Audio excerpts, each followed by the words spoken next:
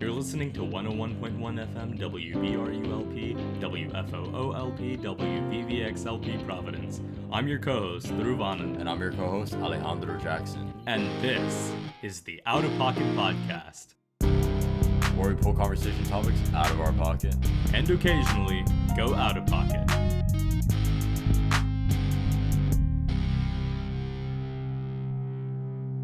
On today's show, we're talking about culinary arts, more specifically, all aspects about it. We're flying off the cuff today, and joining us in that endeavor is a senior member of the Bear Necessities, the all-suspendered, all-spectacular vocal group, world-class chef with 6 Michelin stars, the man who trained Gordon Ramsey, Bobby Flay, and Ratatouille, Ryan Lum. Welcome to the show, Welcome Ryan. to the show. Would you like to say a few words? Yeah, for legal reasons, that's not true at all. Hello, thanks for having me. Yeah, of course.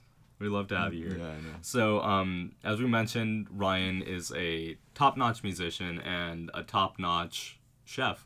Ryan, would you like to sort of like explain your sort of connection to, you know, chefing? Like, how did you learn to get so good at it? So, for context, Yeah, let's provide context. Yeah, let's provide a little bit of context. Yesterday. So I was extended an invitation by Dhruv to go to this thing hosted by Ryan called Supper Club. It was amazing. I can't, like, there's no way to sort of I just gotta be blunt. Like, it was really amazing. It was a really fun time. Ryan is really good at cooking. Thank you. Like, really good. Thank you. And so, you know, I don't know if you'd like to speak more about how this came about and sort of. Yeah. Well, first of all, I want to say, I do not call myself a chef. I feel very, like, uptight. Not uptight, but I feel like, you know, you have to have studied or needed to have professionally worked in the industry to get title of chef. So I call myself a home cook. I respect that. Sometimes it hits harder than when you go. Sometimes that home cooking just hits harder than when you go out to a restaurant. Yeah. So I have been here, like, in America for 4 years now, obviously, since I'm a senior. And I came from London, and there's loads of really good food options in London. Like, you know, there's really good, cheap, authentic options. And then when I came to, like, you know, tiny little Providence, I was just kind of a little confused, I guess. Like, the food options here were, like, not the cheapest, especially on fare, but they're also not the best, as in, like, it'll do the job. Mm-hmm. But, you know, in London, like, I could not get out of my head the thought of, like, oh, I could pay, like, half the price of this in London and it'd be so much better. Yeah. And then during quarantine, I obviously was at home. I did a lot of cooking, did a lot of food experimenting. And then when I came back, you know, junior year of college, I was like, I kind of want to try and provide a nice experience for people, because I love cooking for people. I actually love cooking for people more than I love cooking just for myself. And yeah, I just wanted to provide, like, a good, my slogan, I guess, is trying to provide the fine dining eating experience without the fine dining wallet experience. Okay, well, so, I think that you accomplished that. Yeah. Thank you. But sure, do you want to talk more about our experiences yesterday? Yeah, no, I mean, so yesterday was in particular sort of an experiment for Ryan, because it was the first time you did an all-vegan menu, if I'm not mistaken. And Yes. As a vegetarian, it was, like, very much appreciated, and there was another vegan at the dining table yesterday. Shout out to our friend Fate. But honestly, like, I think you said this last night, Ale, right? Like, if you hadn't told us ahead of time that the meal was vegan, honestly, I wouldn't have been able to tell. So, I didn't even know I had it. Like, I like, it didn't really filter with me until I sat down at the table. I was like, oh, that makes sense. But as somebody who has been eating meat my entire life, and I'll get into that later when we talk about cuisine and culture, I don't think I've ever had a better experience, like, eating, like, vegetarian or vegan, but not, like, genuinely. And I'm somebody who, like, if I don't have meat, like, in a meal, I'm, like, hungry. Like, I stay hungry for, like, a few hours after, but, like, I was actually stuffed last night. I went to Joe's, like, late, and I could not. I was like, I'm not eating. I was like, I have no space. Dude, thank you. That means a lot. So it was really amazing. Thank you. It was very, very creative dishes. Very like I I like don't eat eggplant, and like I ate one last night. High quality ingredients. And just really clever ways of preparing Thank food. you. So. Lay aubergine. Yes. Yeah. Aubergine. I think my aim with it was, well, my aim with the whole supper club this year, it's a new format this year to last year, and I really wanted to like challenge myself, and I thought that this would be like a big challenge for me, you know, like doing an entire menu, all 4 courses, all vegan, all under the price per person of, you know, like 25. I don't, like with any supper club menu I do, I try to make it less than 25. Yeah, no, absolutely. And like, if you go to any restaurant that's not like, you know, fast food, that's what you're going to be paying for a meal anyway. Yeah, So like, sure. yeah, it's absolutely like a fine dining experience without the fine dining wallet experience. Yeah. For So sure. absolutely. I don't know. I had a great time. Ali had a great time. Thank you. That means a lot. And we were like, we had to get you on the show today. Thank So you. I'm honored to be here. today we're going to be talking, you know, as Ali said, about culinary arts and, you know, all aspects of it. I think specifically I'm very interested in, you know, food and our relations to it. So I think the first thing that's, you know, a very important part of that to me, and I know for a lot of other people, is how food sort of ties into culture and identity. You know, there's like whole genres of nonfiction where it's like food and like writing about food. You know, Michelle Zauner's book, Crying in H Mart, you know, very tight around food. And then Beekman Wen's Stealing Buddha's Dinner. Once again, a memoir spoken through the lens of food. It's very clear to everyone, I think, how much food ties into their cultural being. And it's interesting that, like, so I'm in a intro to creative nonfiction class this semester, and very close to, like, I want to say, like, our first class, one of the exercises we had to do that our professor asked us to is just sort of write, like, a quick, like, how does your family prepare rice? And it's also a valid answer to say, my family doesn't prepare rice, and here's why.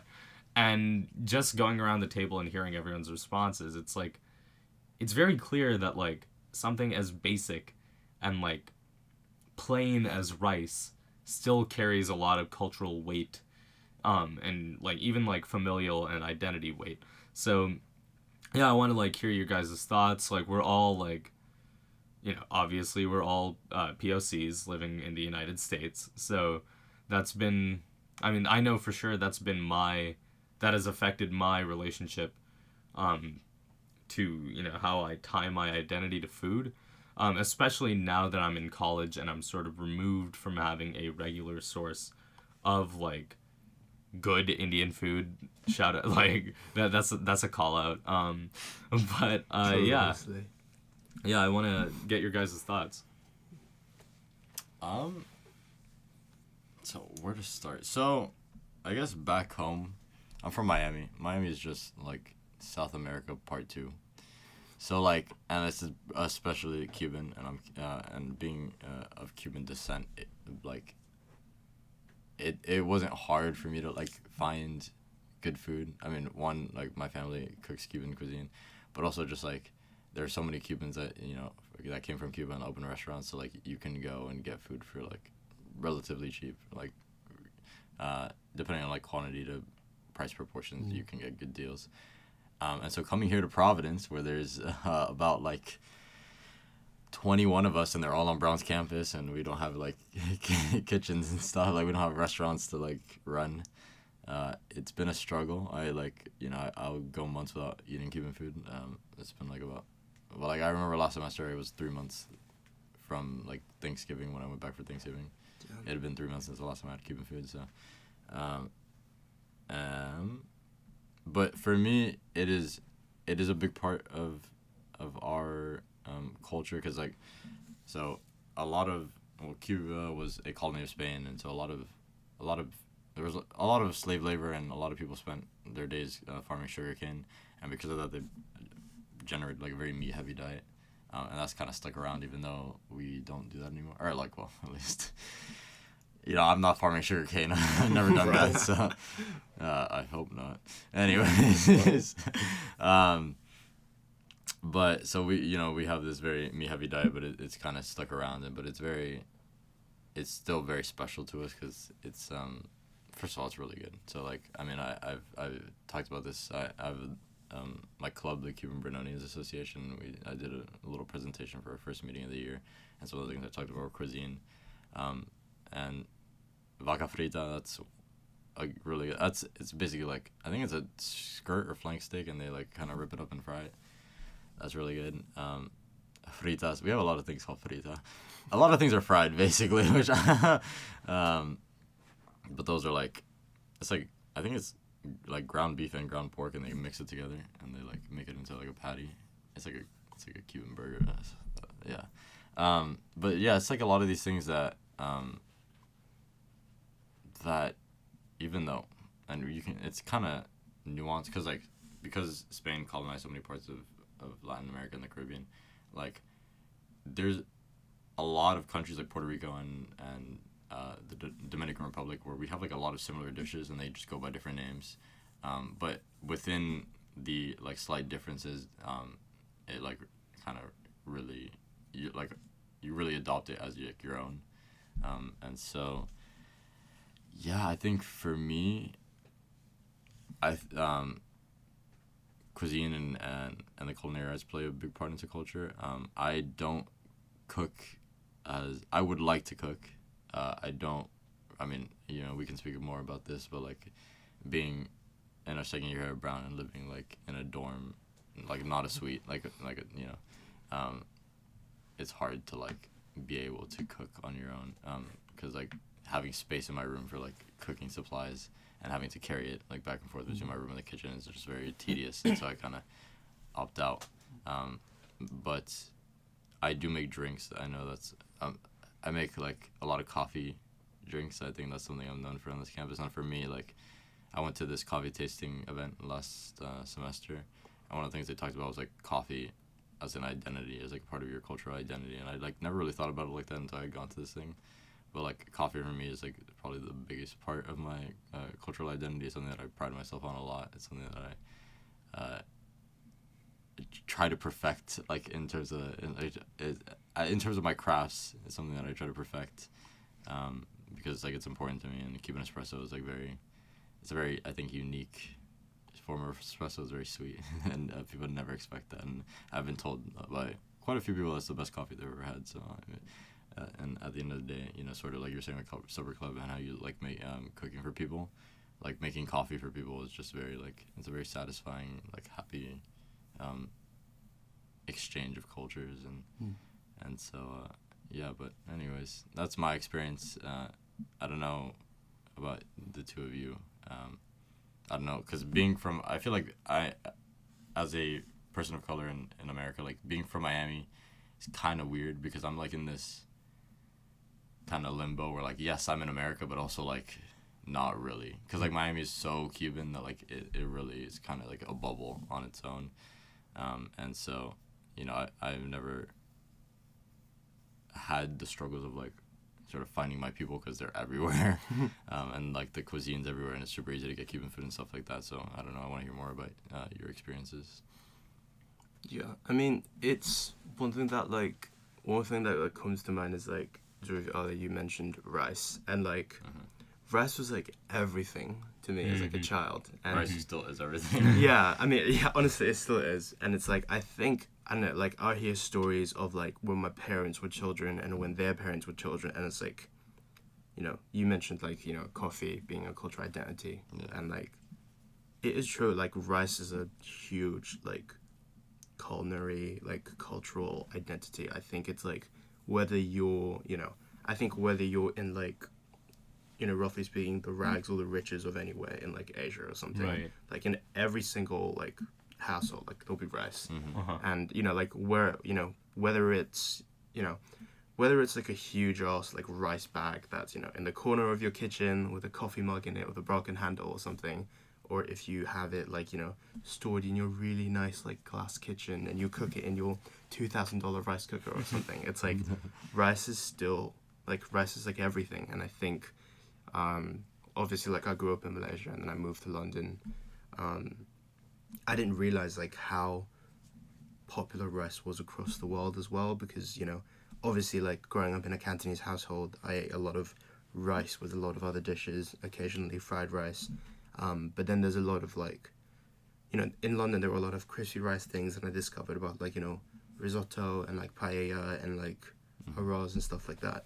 And I think it's one of those things where it really, like, hones you, and it really, like, brings you back in to kind of, like, feeling like you're at home, because I don't know, it's like, it's so nostalgic for me whenever I have, like, a really simple meal with rice. Yeah. And, you know, that was the first thing I learned how to cook. Like, you know, my mum taught me how to cook rice. She taught me how to fry an egg, how to boil an egg, and stuff like that. And so it's like, you know, even though I do these, like, fancy-ish supper clubs and all, like, usually at the end of the day, like, my favorite meal to have the day after those fancy supper clubs is just, like, a bowl of steamed rice and, like, a fried egg on top, maybe some, like, vegetables, some, like, spam or something. Yeah, I don't know, I think nostalgia is such a huge, like, thing. Yeah, for sure. I was thinking about that because, like, I was at CVS, like, sometime this week, and I saw a can of Vienna sausages, which we call salchichas in Spanish, and, like, I used to eat those as a kid, like, just, like, salchichas and rice. Yeah.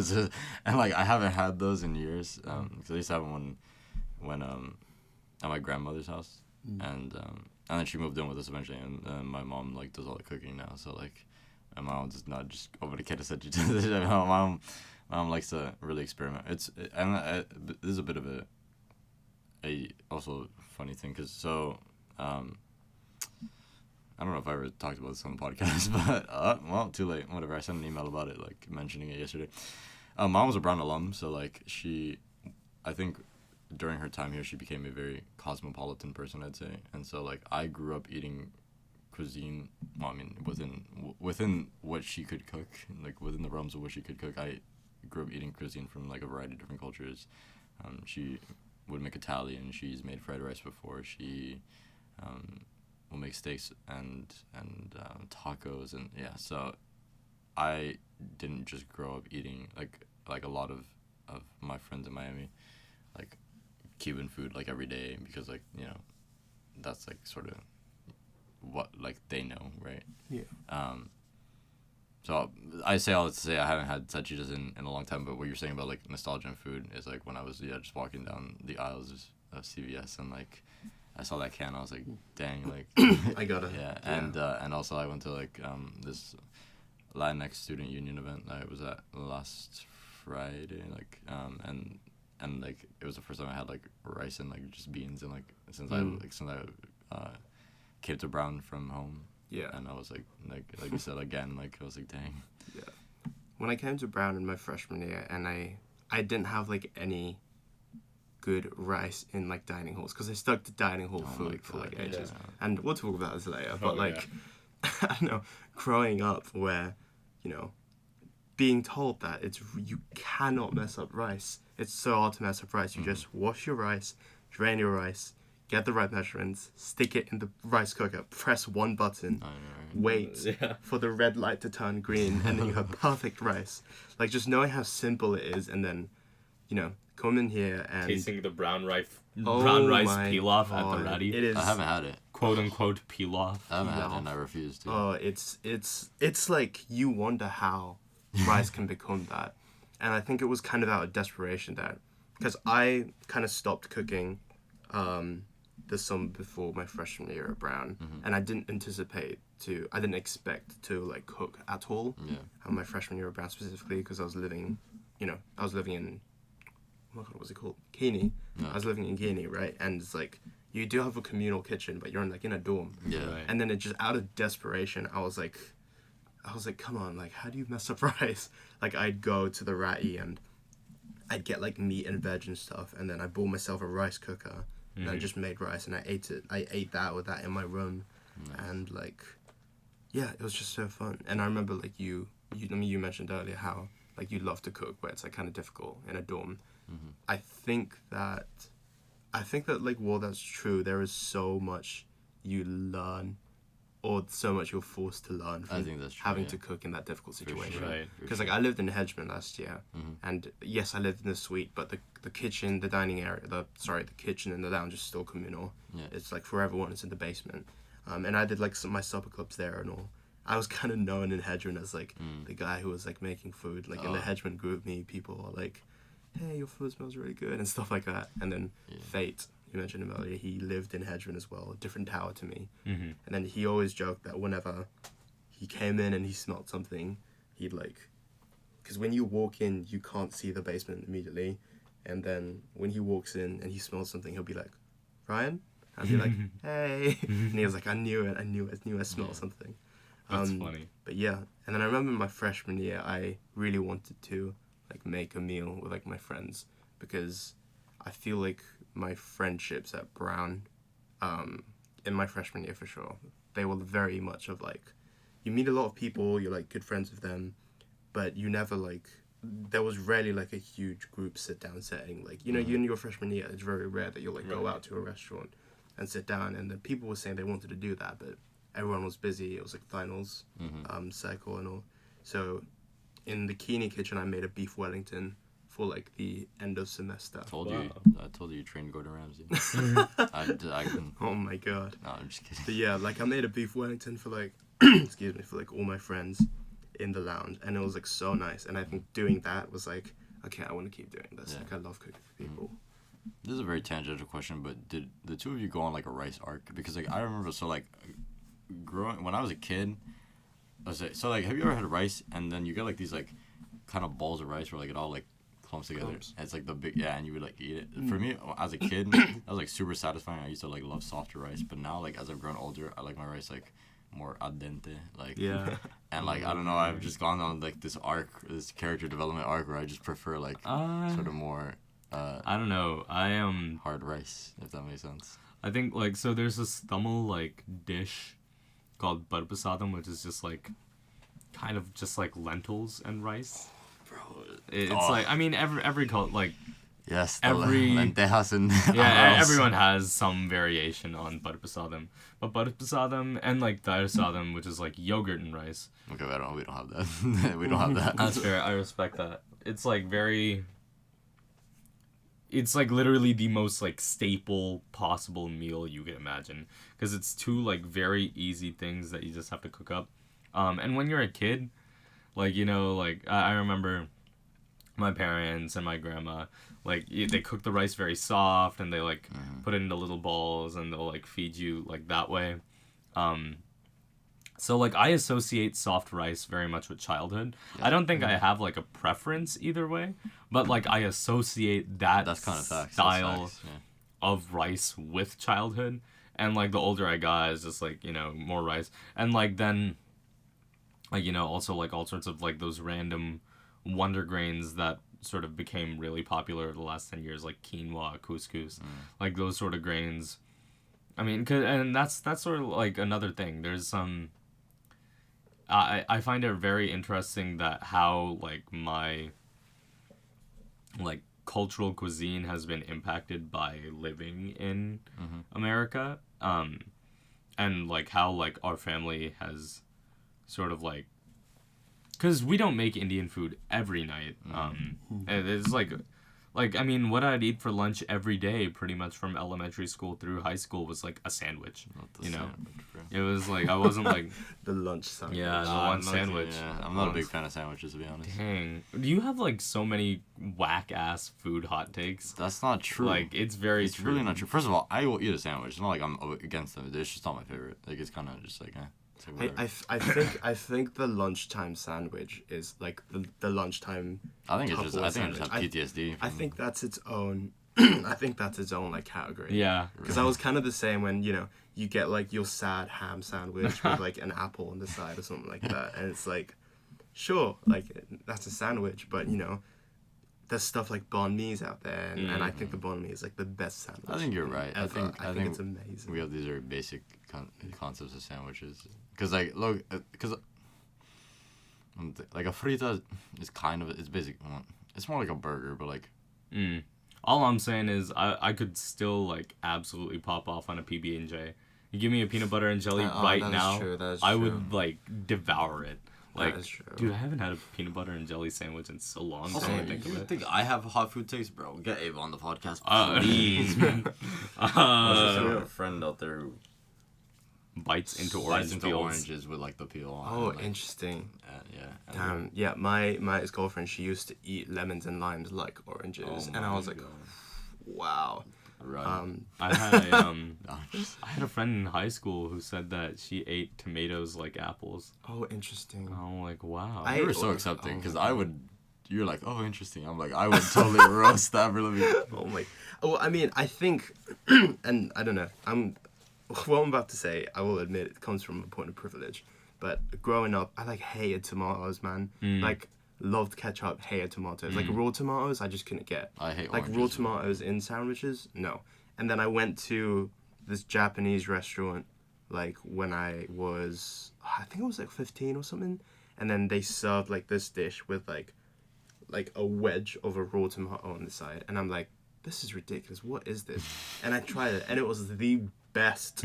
Like I loved that tomato so much, and I called my mom. I was like, what is this? I was like, I love this tomato, and she was like, oh, search it up. There's just like Japanese intense tomato thing, and apparently the Japanese have like these breed of tomatoes that are like bloody expensive. Wow. Interesting. But they taste really good. I kind of want to bring it back, slight tangent. Yeah, for sure. We mentioned sandwiches. Hot dog. Oh. You know where I'm going Oh with this. no. What side of the coin are you on? Is a hot dog a sandwich or no? A hot dog is a taco. Oh my. I'm just messing around. No. I mean, you joke about that, but there is this. That is a genuine take. There is this model. Oh, I don't know what it's called. There is this model that. Like the square model. Yeah, where it's like it's either like toast or taco or sushi, and then there's like sandwich. Yeah. I forget the name of the model, but I've seen it. Yeah, it's like basically you have a cube, you have something in the cube. yes. Depending on where you put like the bread or something on the outside, that Yes. changes what it is. Yeah, and technically the hot dog is closest to the taco model, I'd say. Yeah. No, true. Yeah. Honestly, like, why wouldn't it be a sandwich? Why would no, like, if you're gonna have like a hero sandwich, it's like a Subway sandwich. What? Hero, like HERO. Have you never? No. Maybe that's like a. I've never heard. Maybe of that's this. like a New York thing, or like I don't know. I don't know. a Subway sandwich. It sounds like It sounds like more of those. It sounds like more of these like whack American things that I found out about when I came here. I respect like that. peanut butter and jelly in the same jar. Like Oh. I've Oh, never, yeah, never, yeah. Never seen that before. I forgot that exists. That sounds. No, that's a violation. Like the Smucker's like peanut butter and jelly. That has jar. like to be like FDA like against FDA guidelines or something. Like, I mean, you hear about these things and you're like, how's that approved? And then you realize so is like Mountain Dew Baja Yeah. Blast. And you're like, okay, that's why. They really said 2 spreads, 1 cup on that one. Oh God. bro, you didn't see Oh that. my God. We got this is the Out of Pocket podcast. If you know, you know. This is the, I hope you don't. This is the Out of Pocket podcast for a reason. I don't know.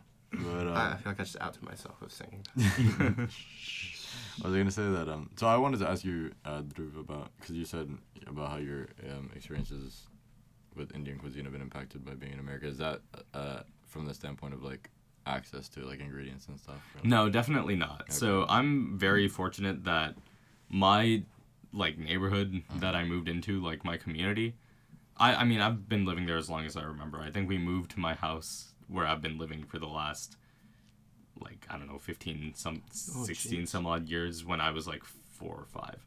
So I've definitely been there for a while, and the neighborhood was already pretty like desi when I got there, and it's just gotten like progressively more More desi. desi. Like I remember like there used to be probably only one Indian store really close by, and that only became a thing around like 2010-ish, and that was like a big deal. So we're like, oh, now we don't have to go like super far to get groceries.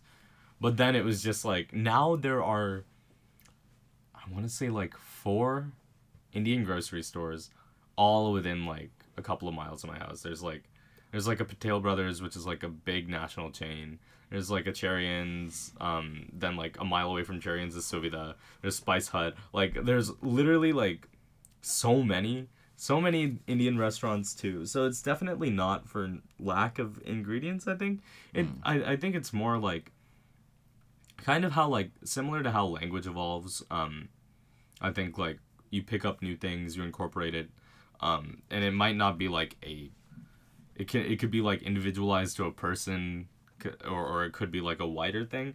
I feel like food works similarly. I feel like my family has some pretty idiomatic things that are like, you know, normal for us. Like for example, throughout the pandemic, like one of just like the baseline meals that we would make just for like, oh, like we want to put something on the table that's healthy is like, I would go crazy like for this. Like I would be craving this. We'd like some sort of like burger patty, like some like black bean burger or like Impossible Burger, whatever.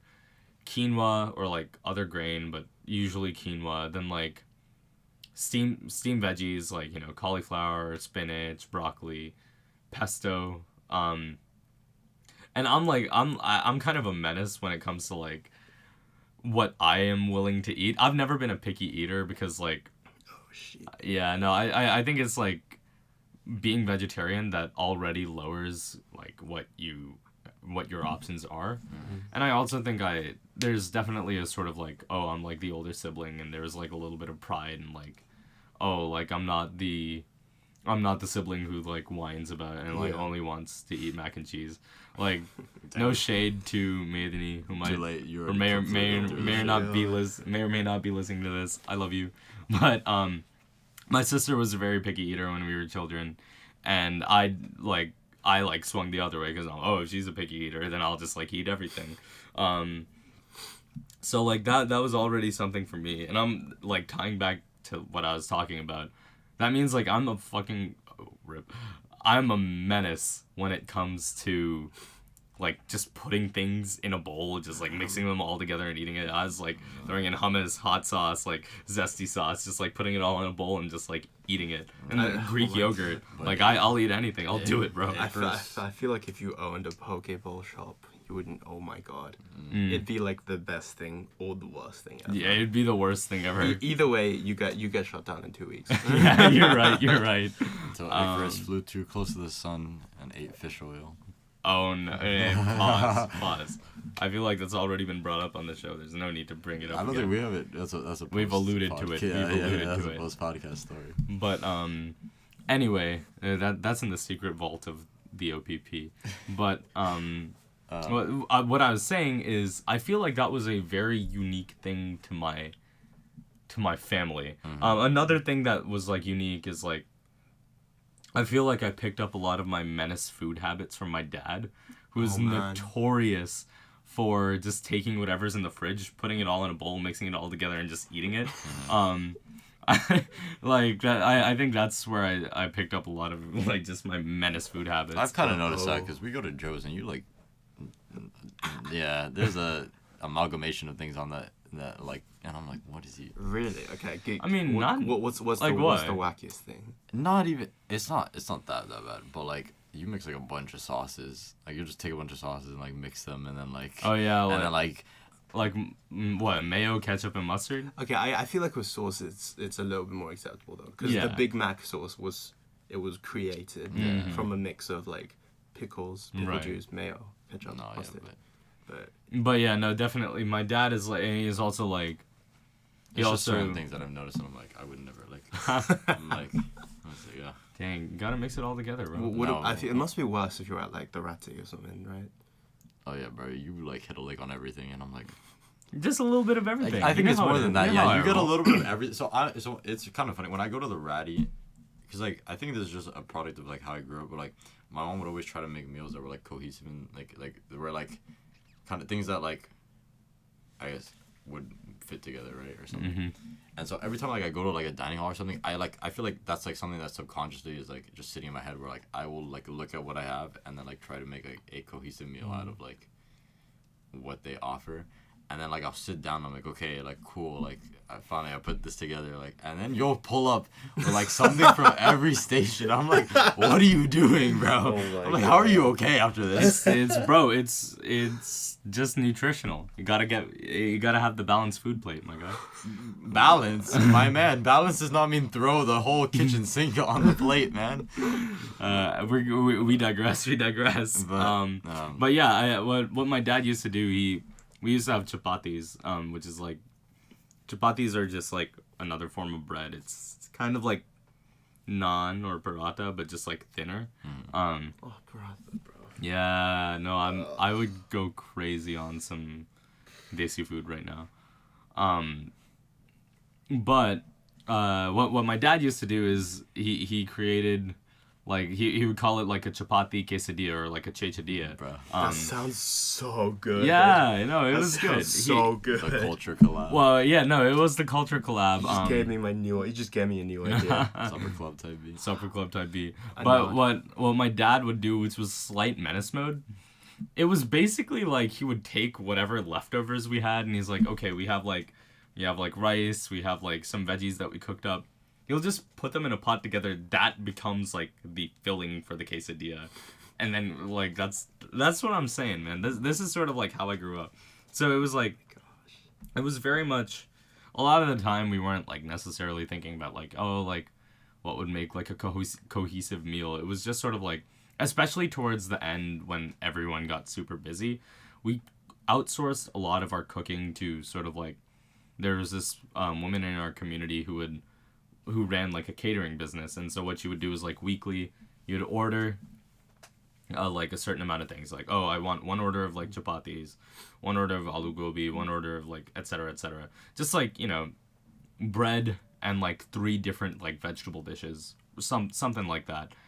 Every week you'd get that, and between those like 4 dishes you'd only really need to cook maybe like 1 or 2 meals for the week. The rest you could just like pull out and microwave from the fridge. And like, yeah, it was great food. I'm not complaining. It was just like, it definitely took a lot of like the cooking away from us. And more like cooking and eating became very much a function of necessity. Like, okay, I need to, like, I just got back from like 4-hour marching band rehearsal. I'm tired. I'm going to spend like the next 4 or 5 hours taking notes for AP World. I need to cram in a shower and dinner in like this half an hour, or in like this hour period. Yeah. So I'm just going to like put some rice, put some vegetables. Okay, cool. Like that's nutritional enough. Shove it down and then start working. So like that's very much how my relation to food became as the years went on. And I'll only really think about like, oh, like how can I have like, how can I make like a quote unquote meal, or like how can I coordinate this, either when we're cooking for other people or like when I go out to a restaurant. But anyway, I feel like I feel like this sort of ties into what I wanted to talk about next, are like relations to food and wellness, nutrition, and like, of course it'll have something to do with identity a little bit, but I think relating to food is something that everyone does for obvious reasons, and it's just like a universal experience. But as I mentioned, my relation to food has very much in times of heavy work become just necessity. Like, I need to get nutrition for the day, and like obviously flavor is important. I'm not gonna like just shovel whatever on my plate, but it does become more of like I become less picky. I just put things on a plate and eat it. And yeah, we already brought up brown dining in the Ratty, so what are your guys' thoughts? They've done Cuban food a great disservice. They've done Indian food a great disservice. They have done chicken breasts a great disservice. Really? I'm not gonna lie, I went to the Ratty. Like, I've had chicken breast at the Ratty like a couple times this semester. I thought it was good. Maybe they've improved, but I remember in my freshman year, it was like rubber. I will say that the food now, like, I got swept into the Ratty like 2 weeks ago or something. The food now is so much better than it was in my freshman year. Interesting. But yeah, no, it's just like, I don't know, like that chicken breast, just like, it just stays in my mind. It's like a meme in my friend group. Yeah. But yeah, I think brown dining is, as like, with like catering and all, like, sure, it does the job. And I feel like it doesn't do a bad job unless you go to like, I don't know, if you go to like UMass Amherst or you go to like UCLA or something, and you realize, holy crap, like catering can be done so much better. Yeah. Even RISD, the Met. Yeah. Oh yeah. Like I had one meal in the Met, and I was just like, wow. Yeah. It's crazy. I saw truffles on there, man. Somebody like had a screenshot and they had like truffle something on their menu. I was like, y'all eating truffles? I was like, huh? Make that make sense, bro. I don't know. I mean, I'm sure it's down to like volume size as well, but Yeah, no, for you're sure. you're I right. think RISD food is Brown insane. is bigger than it ever has been. I think cooking food for so many people is very difficult. I know you and I Dhruv were here in Providence for like the week of reunion, and they basically like moved the entire ratty into the Ivy room, and like the food we had that day was significantly better than the food we had like all semester. And also, I think there's definitely something to be said, just like how, like, dining hall workers, just they have a really, really tough job. Yes. And, sometimes it feels like, when I'm dunking on food, I feel bad because, like, I feel like I should be, like, grateful that, like, at least someone is, doing their job sure. and, like, putting their... For sure. Because I think like putting their time into it. so many of the dining hall workers are Dominican or Cape Verdean. Like it's like people who are like live locally in Providence and like are looking for a job and whatever they're hired. And imagine like growing up your whole life like making Dominican food, and then they're like, yeah, we want you to like make Indian food, and like you've never made it before, and I feel like they probably just have like some recipe that. Yeah, I also feel like it's very much like and they're very like overworked, industrialized. Yeah, like, they're very overworked and stressed, and like it's kind of Overworked and underpaid. for sure. Yeah. Yeah. And so like but I think as we've talked about throughout the episode, like for me, like even though the Ratty has Cuban food occasionally, like about like once every like 2 or 3 weeks, I've seen a few times on the menu this semester. I just can't bring myself to. Like I feel like it would just cause me too much pain. Yeah, to, like, it would just like ruin it. Same thing with the desi food. I remember Ale and I one time went to the Ratty. It was so bad. Very specifically, and we're like, oh my god, like on God, like, dude, what were they serving? They were serving like aloo gobi or like something. But, and I was like, Damn. I'm about to go in. Then I tasted one like bite. And I'm You're like, like, why I'm is gonna there go so out much right now. cinnamon in this? Nah. Like, bro. So my thing was like, in my experience, they always put like because they like if you check the Brown U app, they like have the list of ingredients, whatever, and like it sounds good until you get to like the last few. Yeah, and then they throw stuff in there that's not supposed to be in there. 100%. Like the Cuban style chicken stew or whatever, they like throw white wine in there, and I'm like, wow, bro, and they like throw like Tempeh. Yeah, bro. No, but yeah, it's just like a bunch of ingredients, and like they threw jalapenos in the curry, and I was like, make it make sense, please. Like I was like, I don't understand. I know exactly what you mean. Though I had a moment in my freshman year when they were serving like an Indian curry, and I was like, okay, doesn't sound bad so far. And I scroll down, and the last ingredient is oranges, and I'm like, what? Okay. Yeah, no. I'm like, okay. What? You fumbled the bag. You ruined it. You ruined it. Yeah. Dang. Yeah, that was when I was like, okay. Absolutely crazy. But so you and I have I know you were on a quest for a sweet last year. Yeah, so basically on the sort of theme of wellness, everyone applied to get into wellness housing last semester. And everyone didn't get it. Yeah, no, it was absolutely ridiculous. I have a funny story from that actually. But or would you like to tell it now or? No, go ahead. All right, so basically my experience with brown dining is, American ideas of vegetarian food is very much pizza, pasta, sandwiches, salad, steamed vegetables, and it is absolutely flavorless, like Yes. sad, flavorless filth. And Yes. the problem was, it is super carby too. If you want to get anything that's like, okay, like this is good, I guess, you're gonna end up eating like the pizza or the pasta. So my diet got really messed up. Like when I got to brown, I'm not eating what I was used to eating. Especially second semester, I got really busy and I'd do a lot of work in my room, and I lived in Andrews, so all I'd do is like I'd be like grinding in my room, then I'd be, wait a minute, it's been like 5 hours since I've eaten. Then I'd run downstairs, grab like pizza, chips, soda, run back up, keep working. And obviously that is so poor for your health. Yeah. So like I definitely, I don't know. I feel like, I don't know if I can officially say like I got IBS, but 100% just something about my digestive system felt like terribly off. Like I couldn't like keep meals like digesting. Like I felt weaker and like more lethargic throughout the day. And so I'm like, this is ridiculous. And so I was like basically begging Brown, please give me somewhere with access to a kitchen. And Res Life was like, LOL, no. Like your ass is gonna get put in a double on wrist and quad. And I'm like, okay, whatever. Wow, that's an upgrade. It's definitely an upgrade from an Andrews Force triple for sure, but Andrews Force triple. But like, in all honesty, it's just like, it's ridiculous that Brown like looked at like, oh yeah, like this person's diet and identity are like very important for his health and mental well-being. And then they just did nothing with it. Okay, bro, like bye, fuck you. Yeah. Brown was not a slay for that. What did you just say?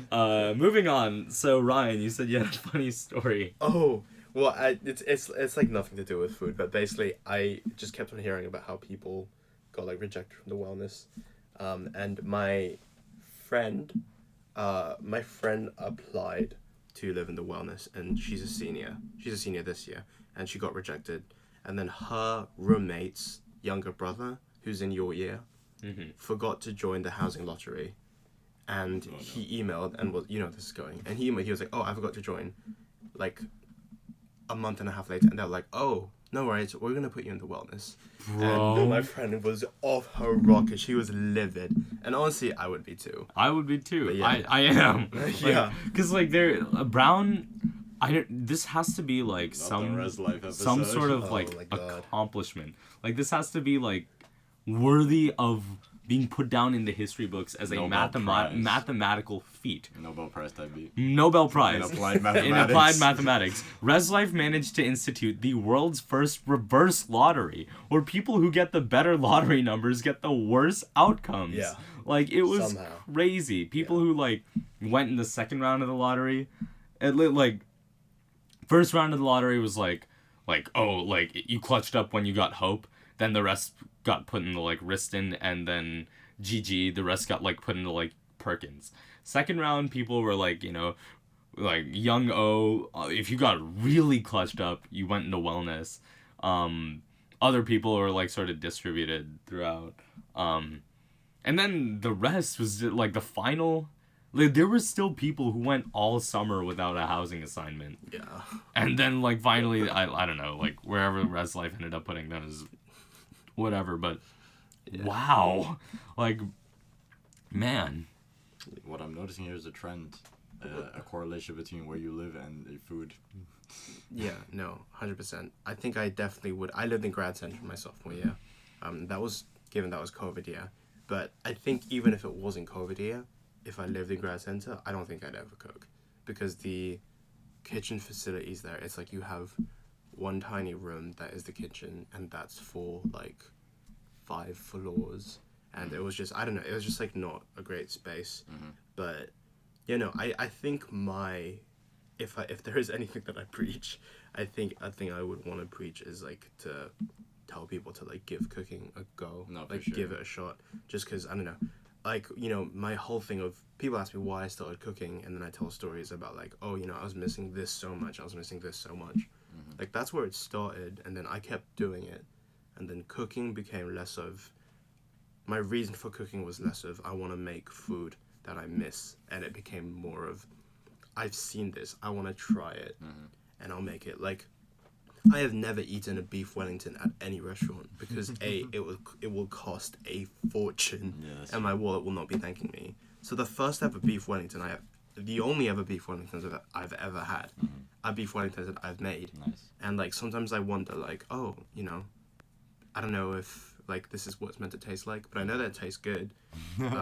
But yeah, so that's how like cooking has kind of like changed my life in that way. No, yeah. I think I do want to cook. I do want to be better about it. I do. For me, I want to learn how to be a better cook because I want to be in better touch with my culture. Yeah. I like making Cuban food. The thing is just like, time and like resources. I have like one pot in my room that I used to make like Cuban hot chocolate last year, but I haven't used it for anything else. And like I feel like there are probably ways in which I could use it, but it's just like, yeah. And then buying any like more cooking supplies, I don't know where I'd keep it, like in my room in like terms of storage. That is true. So That's true. but I am planning, like, for my Cuban Brunonians Association, I am planning to have a cooking night as like an event at some point in collaboration with the Brown Cooking Club. So That'd be really cute. hopefully that comes to fruition. But I did want to ask you, because I know you mentioned last night about sous vide. Yes. And there's a YouTuber I watch, or I used to watch, Google Foods. Oh my god, dude. Google. So what is good. sous vide? So sous vide, do you want to go for it or? Nah, you can explain it better than I can. Sous vide is French for under vacuum, and basically the mechanism is that you cook something you want to cook. It could be, I don't know, let's say like a piece of fish, for example. Let's say you want to cook a fish. How you would cook it sous vide is that you put it in a bag, you seal it up. Usually you vacuum seal it, and then you put it in this big pot of water. And there are two main kinds of sous vide machines.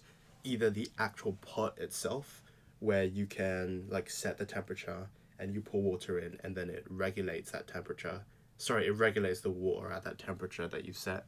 Or what I have is like a little stick thing that you put in a pot of water, and it's called an immersion circulator, where it circulates the water, and then it brings the water up from whatever temperature it is up to the temperature you desire for it to be. And the reason for that is, if you're cooking like a steak or something, I say steak because, people have different preferences on how they want it. Usually people want it medium rare or medium or something. Mm-hmm. But when you cook it straight in the pan, you will almost surely overcook like a little rim on the outside before you get that like edge to edge pink. Mm-hmm. Like it's really hard to get that perfect center, even with fish or chicken breast, for example.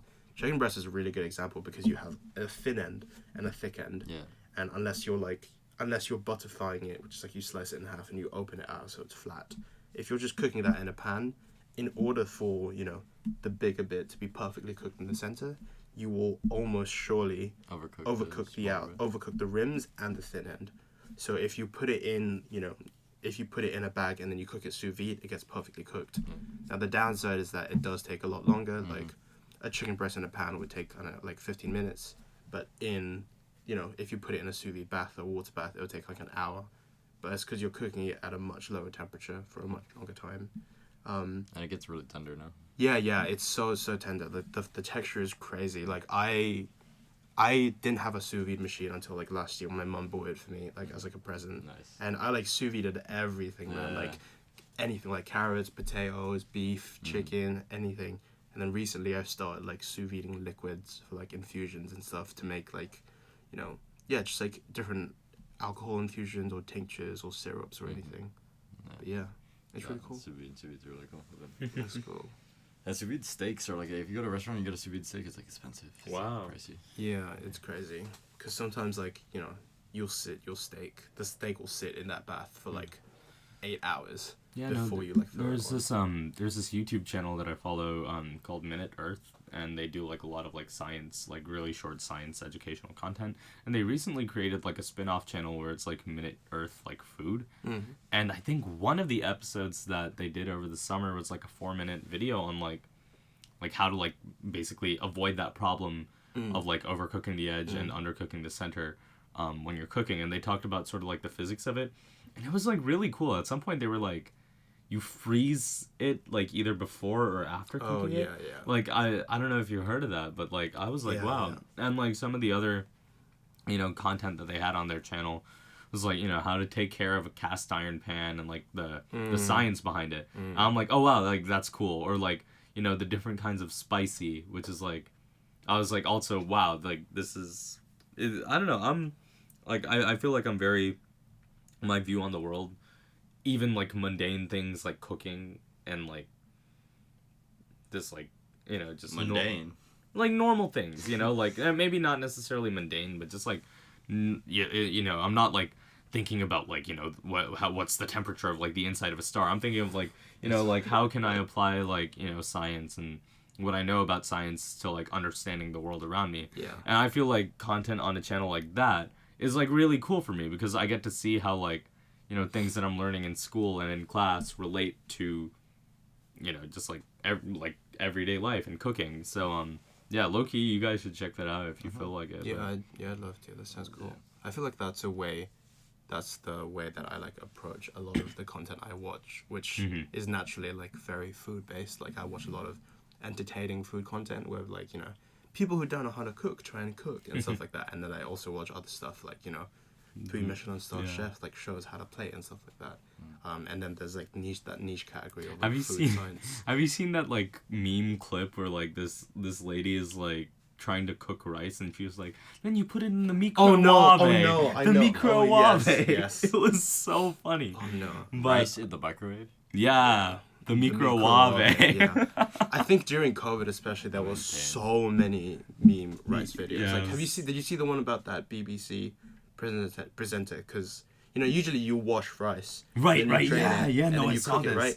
And she cooked the rice first, and then after cooking she drained the rice. Yeah. And then she washed the rice. And she went like completely viral because people were like, "What?"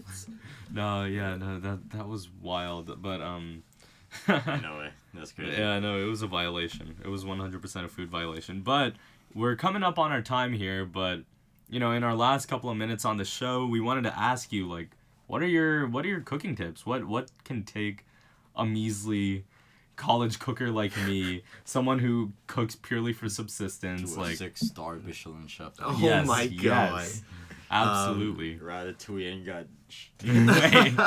Oh man, my cooking tips. I mean, first of all, like, make sure you know what you're cooking with and make sure that you season correctly. Like, I think sticking to the basics with just salt and pepper for seasoning is so much better than, those allspice chicken rubs and allspice steak rubs. It's like, no, like forget about that. Like, just do salt and pepper. Know where your ingredients are from so that you're not like, harming yourself and harming your body, and then your body will thank you much later. I think one thing that I've gotten really like into the past year is knowing where you can save money. So knowing where certain frozen foods and fresh foods don't make a difference, and knowing where certain tinned foods versus fresh foods don't make a difference. Like, I rarely use like normal beans or normal like chickpeas or anything like that. Like, I rarely buy them in like a fancy jar or in like a pack, because in a tin they're just like so much easier. And then That's a mood, bro. Yeah, that's Goya facts. black beans. which is like leading me on to like my next thing is like knowing how you can use everything. Because like in a tin of chickpeas you get the liquid, which is aquafaba, and that's so full of protein, and so many people just drain it. Really? So many people just drain it and they get rid of all the liquid, and it like pains me a little bit because Never it's knew like that. yeah, it's kind of like vegan egg whites. That's gym shit. No, it's Protein. kind of like vegan egg crazy. whites. Like it acts in the Oh, same way. I always and- thought it was just like preservative soup. Oh no! It's like Preservatives. it's like always like I think it's like really important to I feel know. like I'm gonna be hanging around with you and I'm gonna be like, what's in your like? You drinking water? He's like, Nah, just aquafaba. But, Yeah. No, it's Yeah. like it's cool that you bring up like where can I learn to save, because like going back to the Minute Earth food thing, they did an episode about like why are there like different tiers of vanilla extract, and like do they really like is there really a difference? Oh boy. And it was like the long and short of it is no. Like it was like a lot of it is kind of made up by the FDA, just like sort of distinguish between these things. Yeah. But there's not a lot of functional difference between like a synthetic vanilla extract and like other. I think in America that is definitely very, very true. When you get stuff that comes from like Madagascar, then you can like really tell the difference between something that is made up in like the back alley of like Walmart or something. We've I don't lost know. the plot. But yeah, I don't know. I'd say in America that's definitely true. But Interesting. for stuff that gets imported to like Europe and all, Like, you really, really can taste the difference in Wow. specific scenarios. In, like, a cake, like, sure, but, like, not really. In something like a custard, tart, or, like, ice cream, that you really can.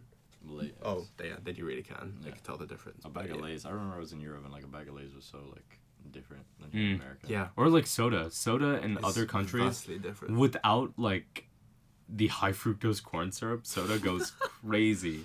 No, like undeniably, like, For sure. because other countries are like, oh yeah, this is junk, let's ban it. And like the United States is like, but we need to subsidize the corn farmers. And it's just like, I never heard of high fructose corn syrup before America. terrifying. Yeah, I never heard of that, but yeah, no, it's crazy, the difference in food. Yeah. well, that's kind of about our time. So thank you so much for coming on to the show, Ryan. I know, thank you so No, much. thanks for having me. I've had a great time. Yeah, we're really glad you're here. So we'll take them out. You've been listening to 101.1 FM, WBRULP, WFOOLP, WVVXLP Providence. You guys can find us on the Outta Pocket Podcast website. That's www.outapocketpodcast.com, pardon me, and Outta spelled Outta. And through our website, you can find us on Apple Podcasts, Spotify, and our Instagram. And you can find more content from me at loom.subclub on Instagram. Yeah. That's LUMME.subclub. Bet. You could also reach out to us by the contact page on our website. Shoot us an email. Let us know what you think. If you want to be on the show, what you'd like to see more of. Thank you guys so much for tuning into the Outta Pocket Podcast. We'll see you next week. And Ryan, do you have any out-of-pocket advice you'd like to give to our listeners? Moisturize. You heard it from here, folks. Facts. Don't forget to check out Ryan's Instagram, and catch you guys later, and take care.